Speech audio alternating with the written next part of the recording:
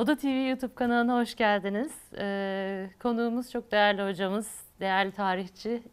Modern Türkiye'nin oluşumu, İttihatçılıktan Kemalizme, İttihat ve Terakki, bir kimlik peşinde gibi son derece önemli ve bizleri yetiştiren kitapların yazarı Feroz Ahmad.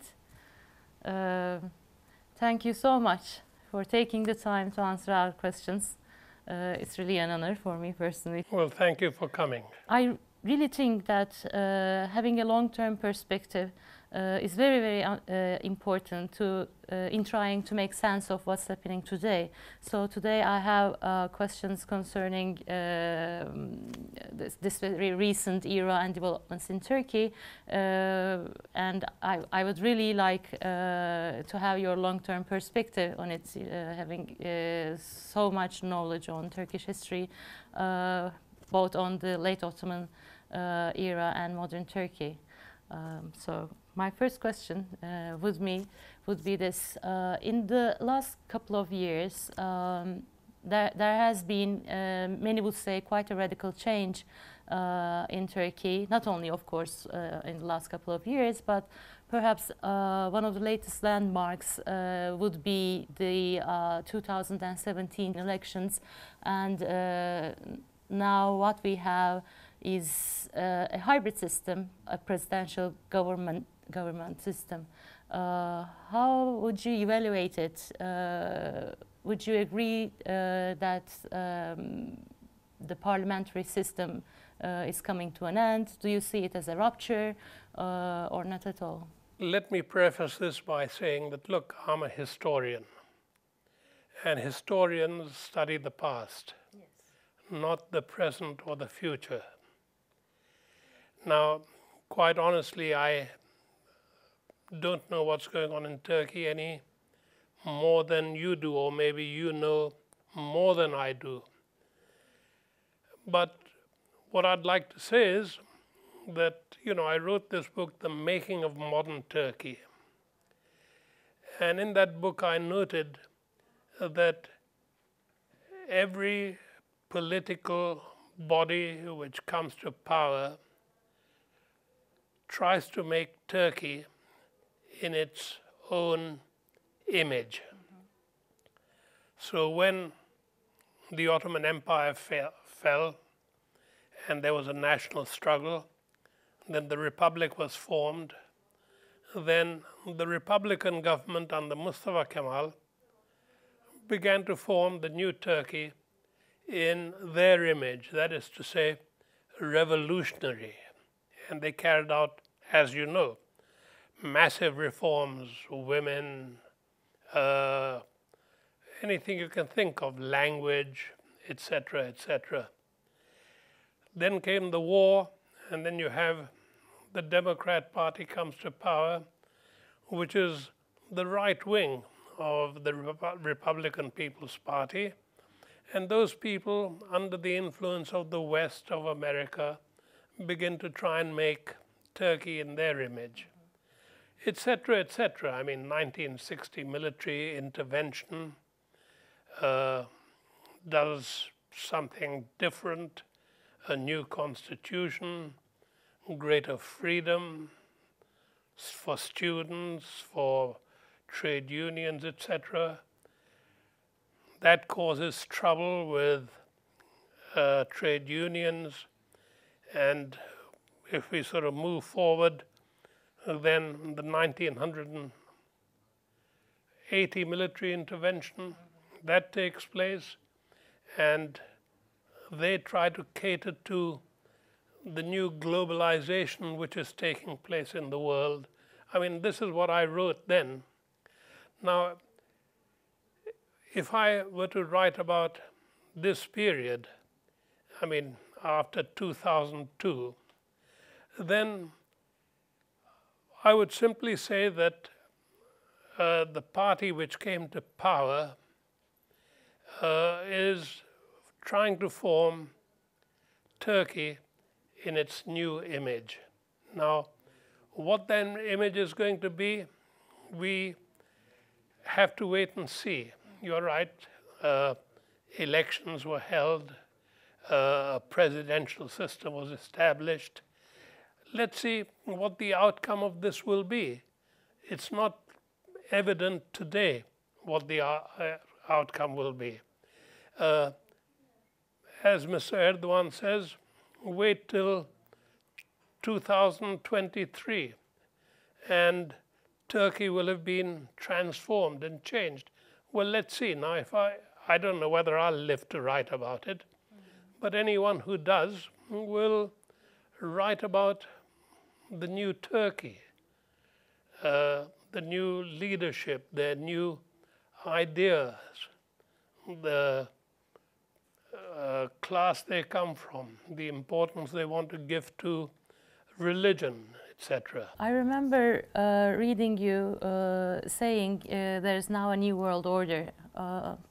Probably it was in the making of modern Turkey, so we're talking about then.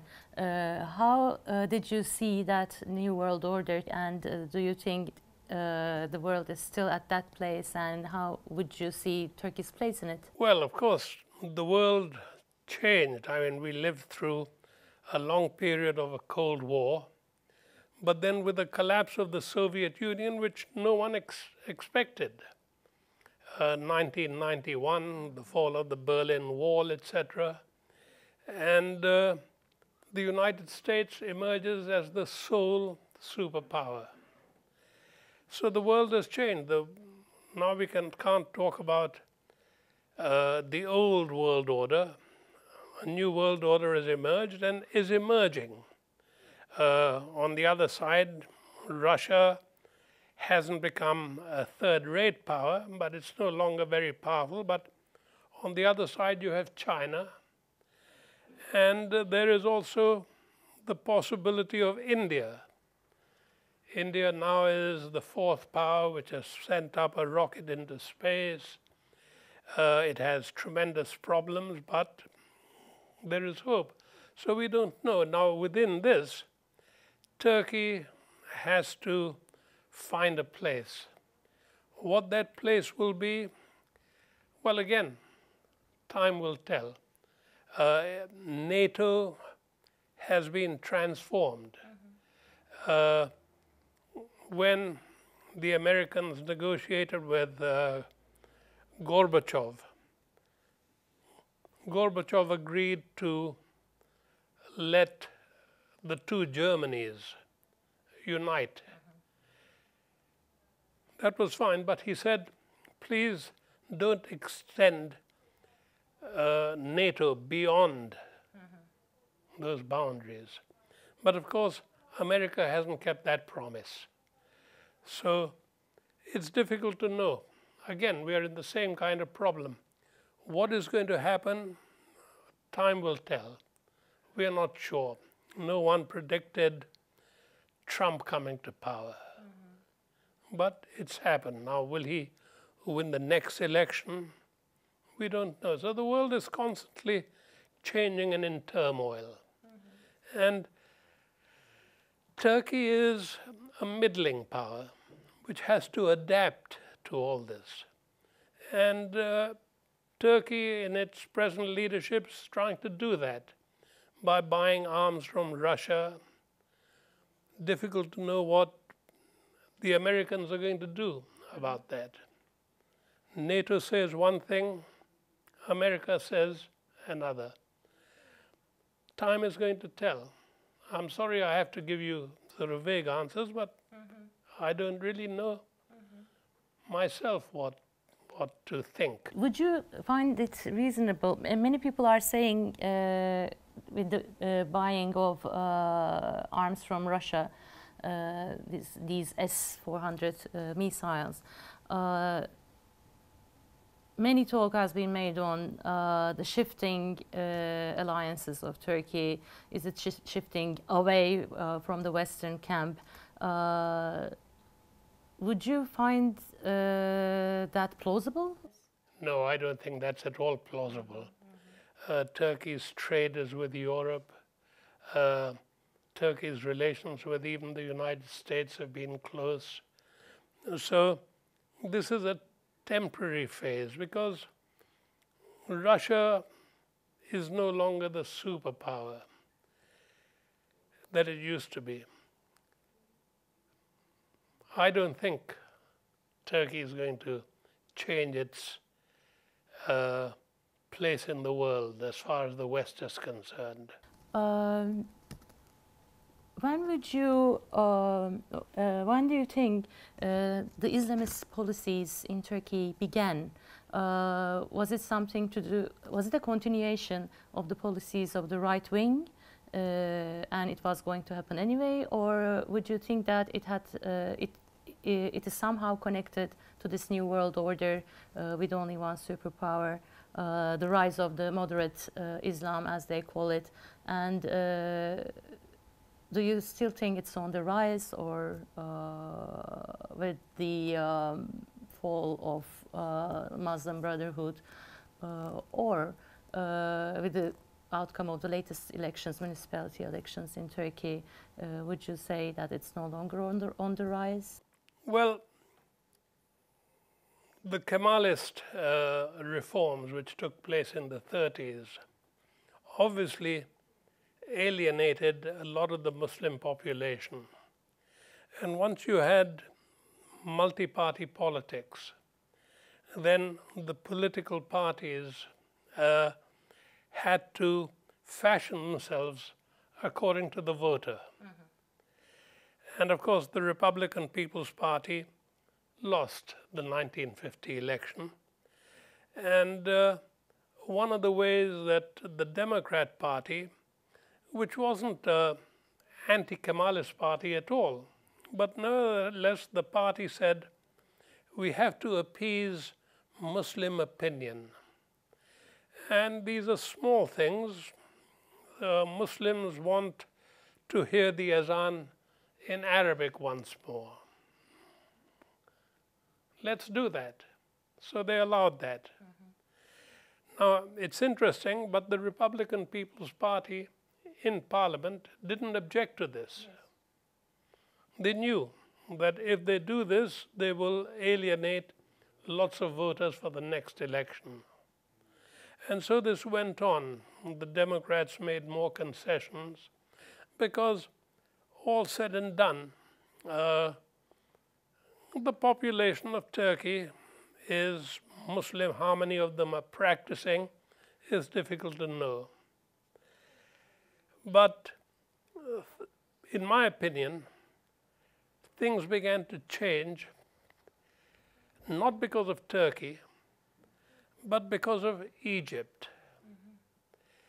In Egypt, Arab nationalism under Nasser became extremely strong.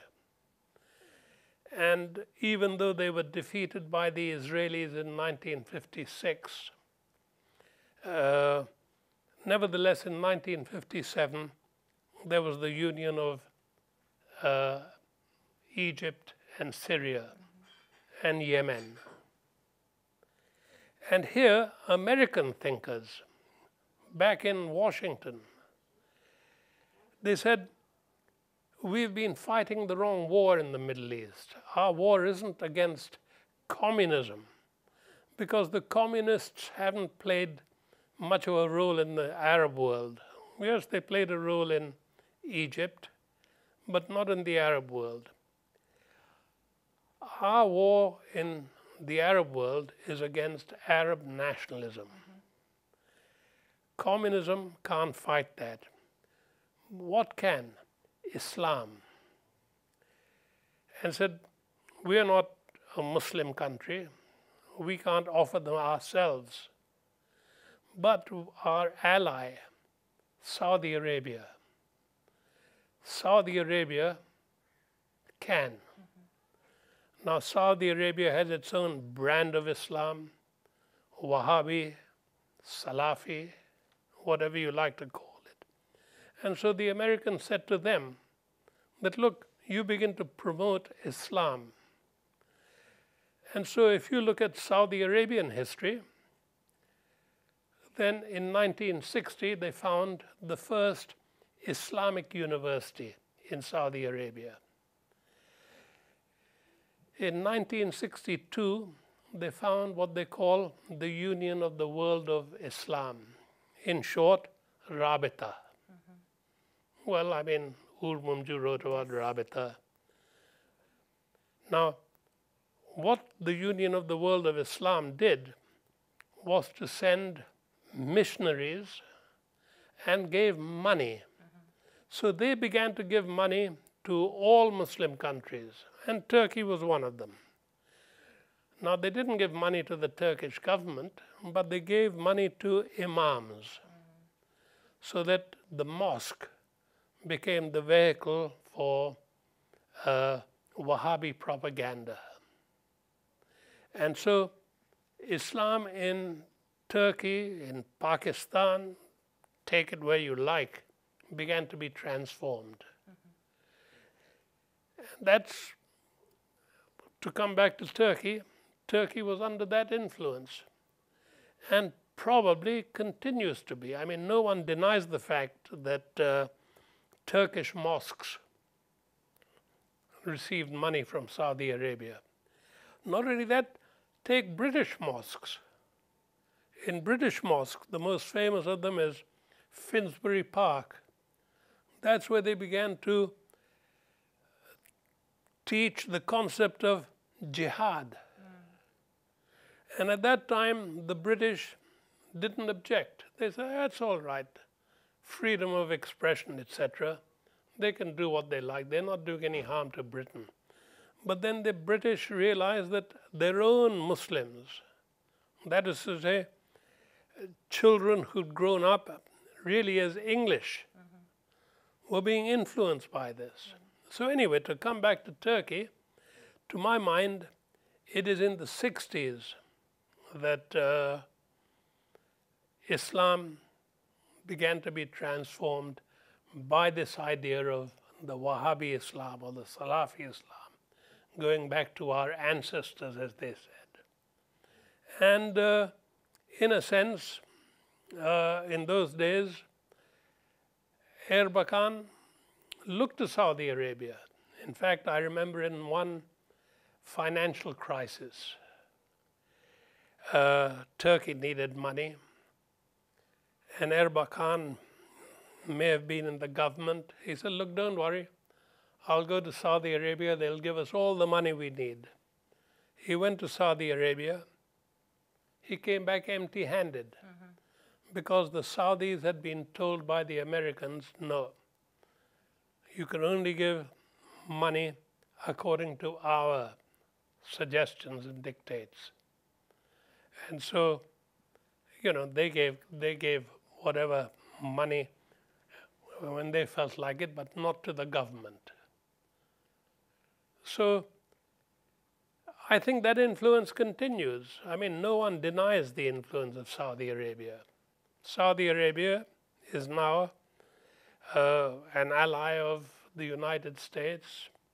It's a very important country for Muslim countries all over the world. Not only for Muslim countries, non-Muslim countries like India. There the mosques also get help from Saudi Arabia. But countries like Pakistan have come under their influence considerably.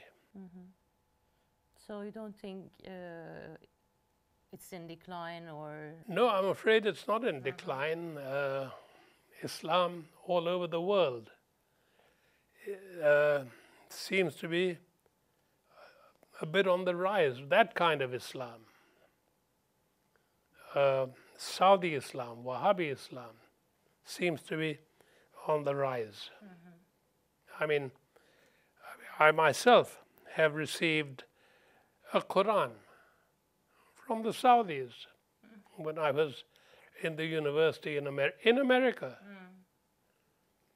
They could see from faculty names who was a Muslim, and you would be visited by people who came from their organization, and they would give you a Quran. Beautiful Qurans. That's the way they've been operating. With the decline of oil money, will things change? Let's see. Another discussion for the last decade, I guess, has been on what Turkish identity is. Some people began to say that Turkish identity, this very concept, is in decline. It's been a constructed concept. Many identities are actually, but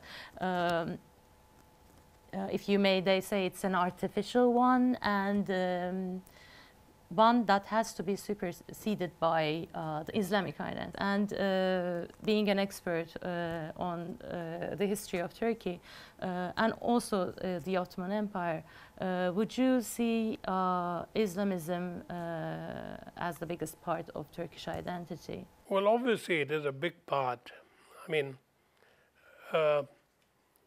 when Mustafa Kemal establishes an identity, he established the identity on the basis of the state. Mm-hmm. Anyone who lives within the new state is a Turk. Now, that included everybody. Religion wasn't said to be part of the identity, but obviously many people must have seen that it was. Mm-hmm. But for instance, take a non-Muslim. A non-Muslim can't be a Turk. He can be a Turkish citizen, but he is Armenian, Jewish, Rum, but a Turkish citizen. He lives within these borders. Mm-hmm. So that, in a sense, whether you like it or not, Islam became part and parcel of the identity. It's in the name that we choose.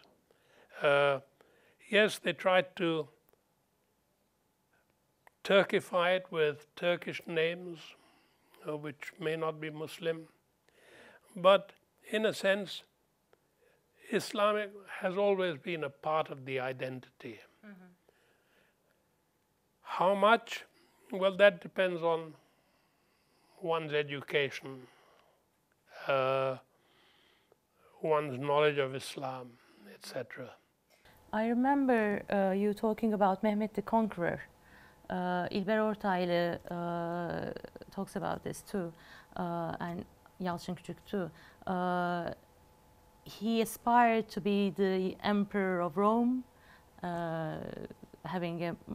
he was envisioning a multicultural empire, and at the very beginning he was not set out to be to have an only Islamic empire. True, very true.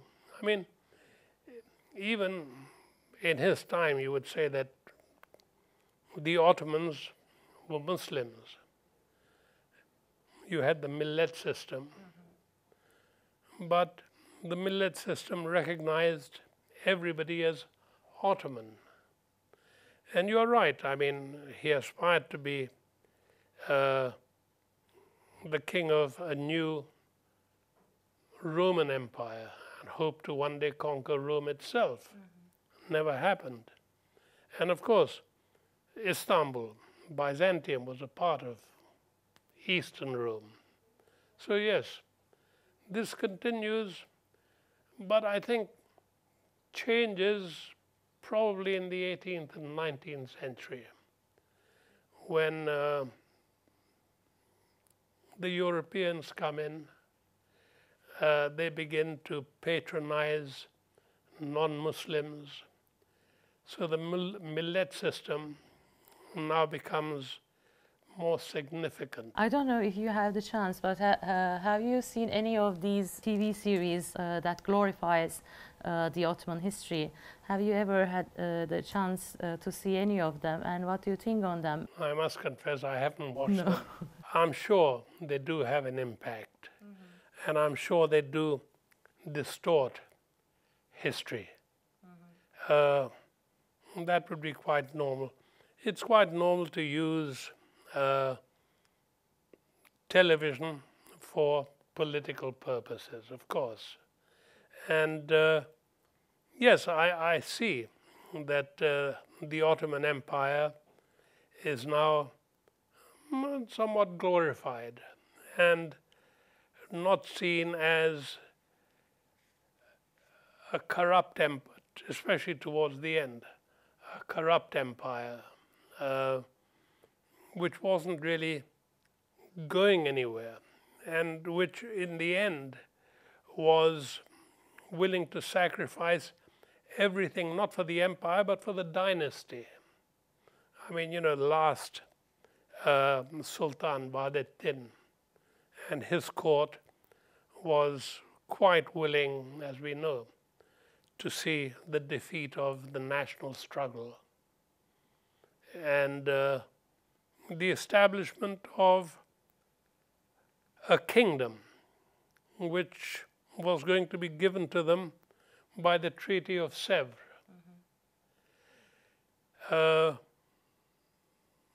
That sort of showed you how low the Ottoman dynasty itself had sunk.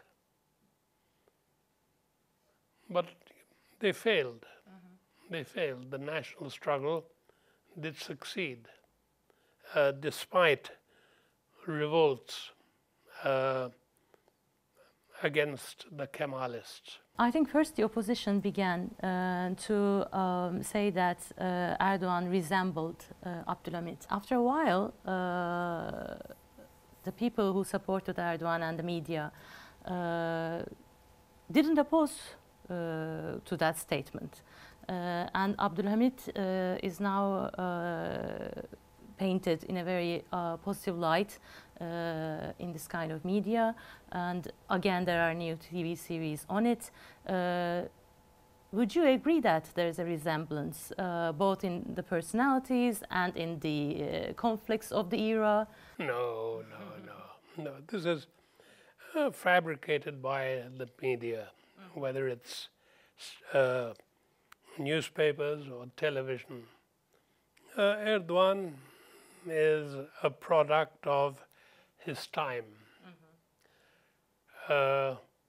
Abdülhamit was a product of his period. You can't go beyond that. Why they want to glorify him? He hadn't done anything for the constitutional movement which emerged. Rashad V, Mehmed V, does much more as a constitutional monarch. And that is what, at that time, the Ottoman Empire needed. Someone who would go along with reforms, not revolution. But, you know, that's the way history is. I mean, it's not only in Turkey that history is rewritten like this, but it's done all over the world. I see. And I have a question on the subject of Lausanne Treaty. This has been being discussed too for some years, and many people. At one point, Erdoğan said that too. For the last couple of years, he hasn't mentioned that. They've been saying that it has been a concession. It was not a victory on Turkey's part, and it was actually quite a big failure. And what would you think on that? Well, I mean, again, history is interpreted. People interpret history in different ways. Some people may well see it as a failure, although I don't know why they would see it as a failure, because it established the identity of the state and had it accepted by all the great powers. Now, true, there may have been Turkish aspirations for some territory which is now in Iraq. True. The British wanted that. And the British were much more powerful. It's not that those territories were abandoned at Lausanne, but there was to be a referendum. The referendum never took place But the Sheikh Said rebellion, February, March 1925, that showed the new Turkey the power of Britain. They were sure Britain was behind Sheikh Said, his demand for the Sultanate, Caliphate, etc. And they were alarmed by it because the Republic was very new. And I mean, after this, you had other incidents, the Menemen incident, 1929, so that the Turkish movement for secularism wasn't totally established, so they backed off. And Iraq became a British mandate, and so it's remained until recent times. But Lausanne, to my mind, was a very important step and a success for the new government. I've read an interview of yours in 2010, and you told there that the good fortune of Erdoğan was the lack of an opposition, which I personally find it to be quite true. How do you think on that now, with the latest election? Does it change anything in your mind? Or? No.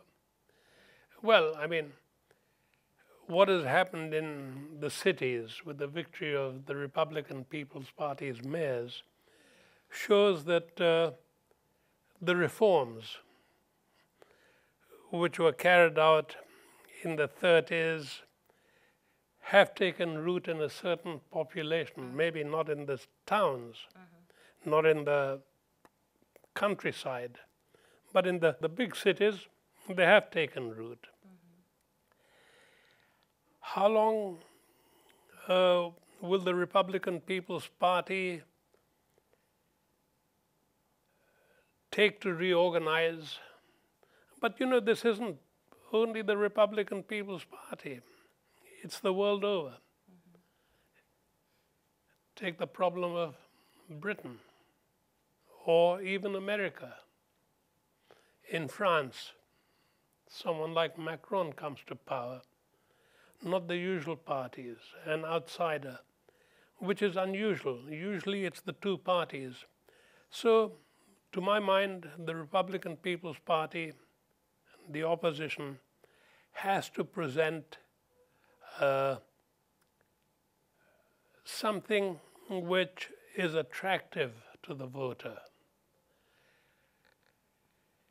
One of the things that I also wrote, probably somewhere else, is that in Turkey, political parties soon become the parties of the leader. Now this, of course, is very true in the case of AKP, but it's also very true in the case of CHP. Kılıçdaroğlu may be a perfectly good man, but he hasn't won elections. One thing that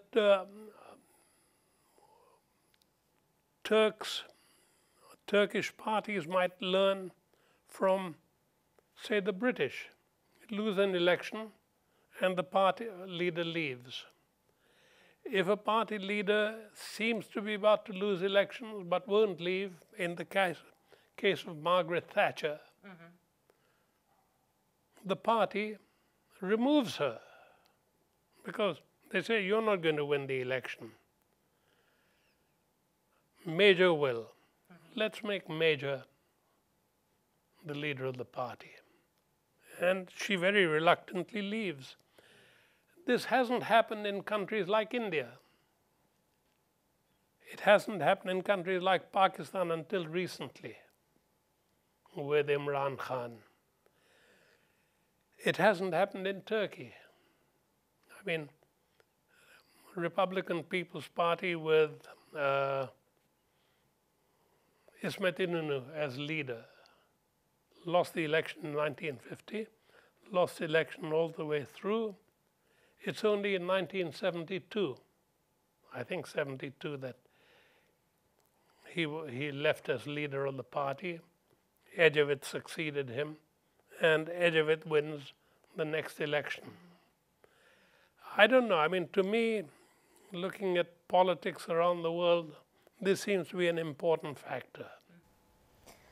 Okay, of course I have to ask about military because your studies on it is very important. Now, many people again say that the era of military tutelage is over, and you have written much about the symbiosis between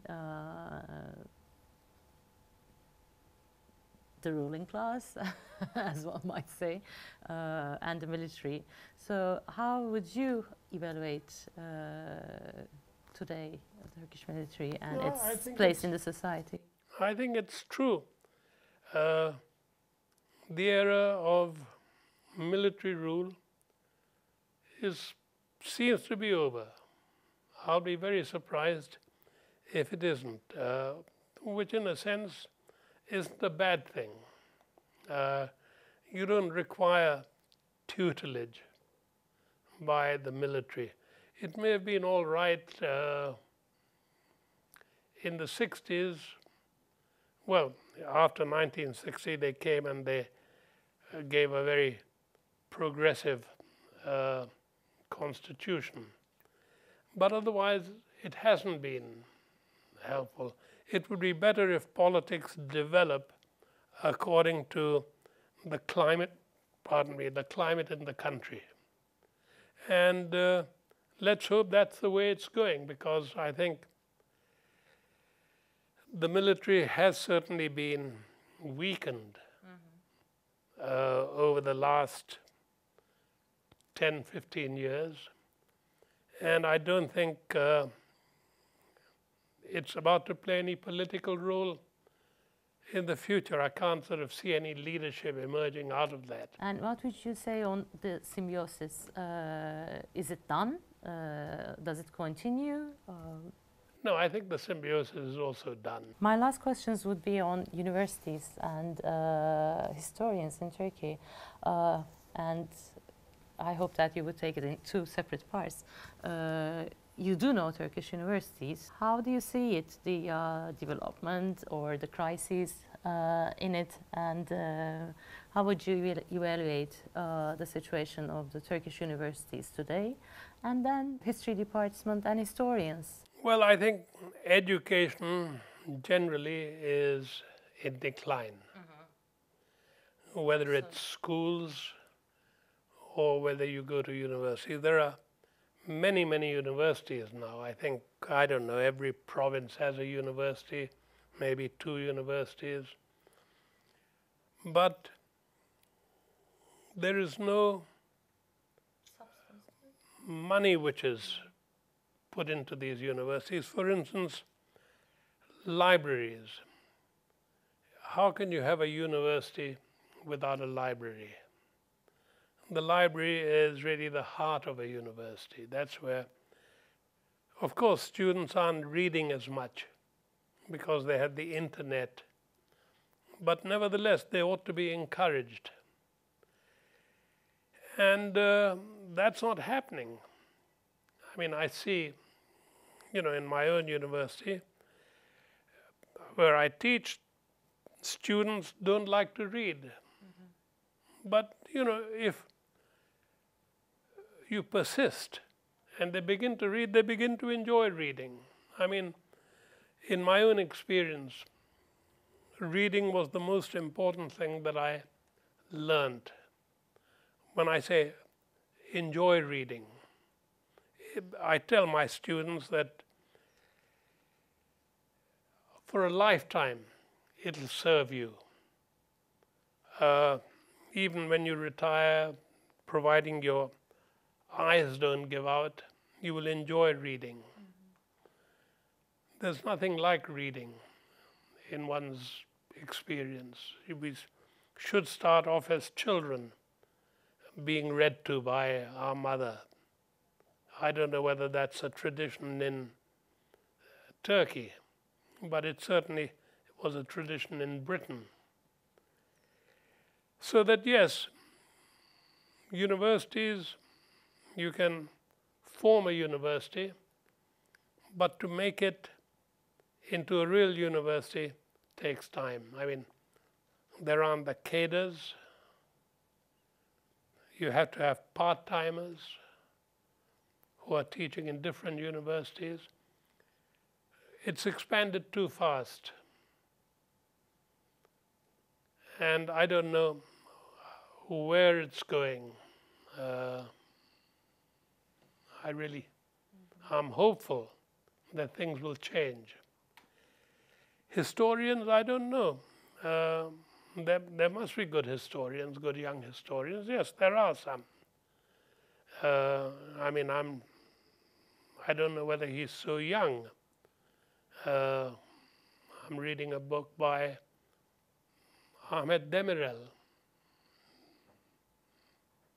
but I don't think he's such a young man.